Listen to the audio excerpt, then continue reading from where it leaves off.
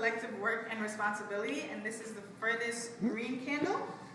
And this says that we need to build and maintain our own community together, and we need to make our brothers and sisters' problems our own problems. So it's saying that we need to take care of each other and recognize that we achieve together and we fall together.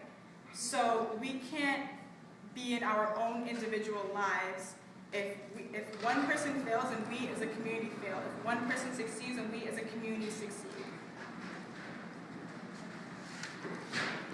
And the proverb that I found was that a bundle cannot be fastened with one hand, which basically means that no one person can rely on themselves only. Like, you need a community to make something happen, and you can't do it on your own. You need help. And an historical example of this is the Underground Railroad.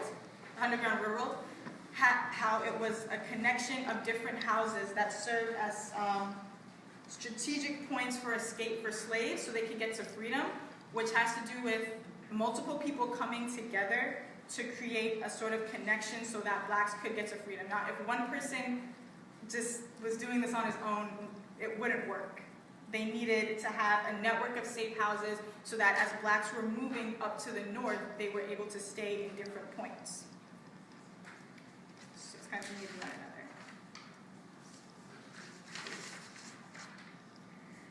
The fourth day is Ujama, which is cooperative economics, and this is going to be the middle red candle. And this means shared wealth. So in a community, in a family, the wealth that we make should be shared between one another, which connects to Ujima in some way, because we are helping one another and we are not keeping everything for ourselves. We are sharing it amongst the community. And the proverb that I found was, a bird builds with the feathers of others, which basically reiterates the idea that no one can be totally self-sufficient and that we need to share the wealth that we make to make our community better. An example of this were the baseball leagues,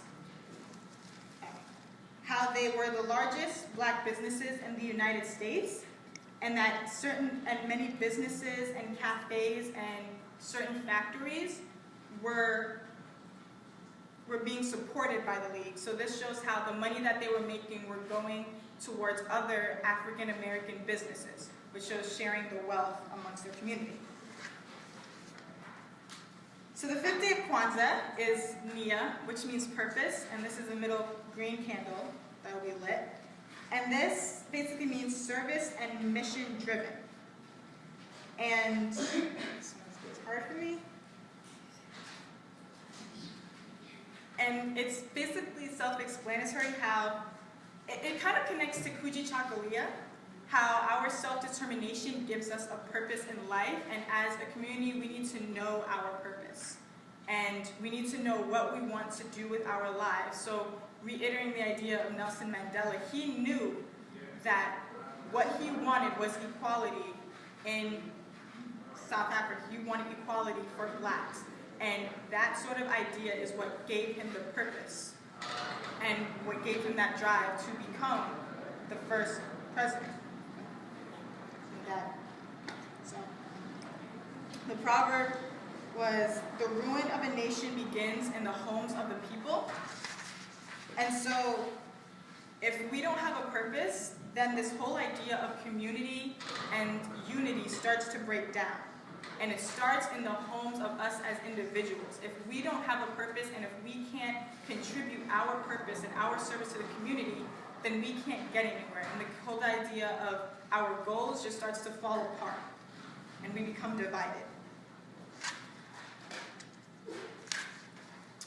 The sixth day of Kwanzaa, which is my favorite day, is Kuyumba, which is creativity. And this is the final red candle. And it has to do with contributing to the community to make it better and more beneficial, but we do it through our own interests and our own talents. So as a personal example, what my family does on Kuyumba is that we each present one of our own talents, something that we're good at. So as many of you know, I love to dance. And so I would either show my dances or maybe create a video of my dances and show it to my family. And it also has to do with continuous improvement at a personal and a family level. So it's making a difference in our community.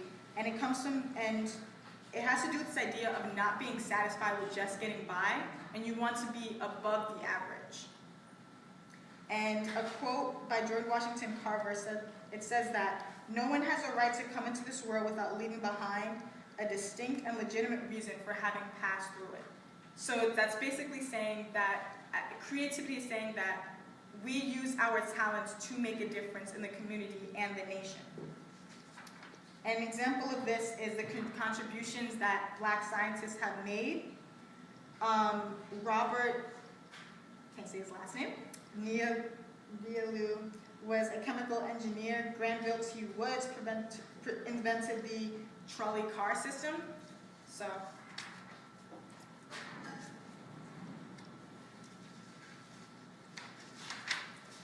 and then the final night of Kwanzaa is faith, which is the final green candle that is lit. And it has to do with hope and confidence. And faith is what drives all of these principles. It's what makes them happen. This idea that we need to believe that we can make a difference. And we need to be confident in ourselves that nothing can stand in our way of doing what we want to do. And nothing can stand in the way of our freedom and making our achievements as an African American community. And it's also this idea that we control our own destiny and nobody can say who we are and what we are capable of doing because we define ourselves. And a few quotes that show this. One was from Mary McLeod Bethune. Faith empowers us. Without faith, nothing is impossible, and with faith, nothing is impossible. Faith empowers us to see beyond the immediate. And another philosopher said that faith is a substance and spirit which makes tired hearts refreshed and dead hopes stirred with the nearness of life. Faith is the promise of tomorrow at the close of every day. So this has to do with the idea of hope, and hope that we can only do better, that we can only make more of a difference. And as long as we keep having faith in ourselves, our family, our community, and our nation, that nothing is impossible.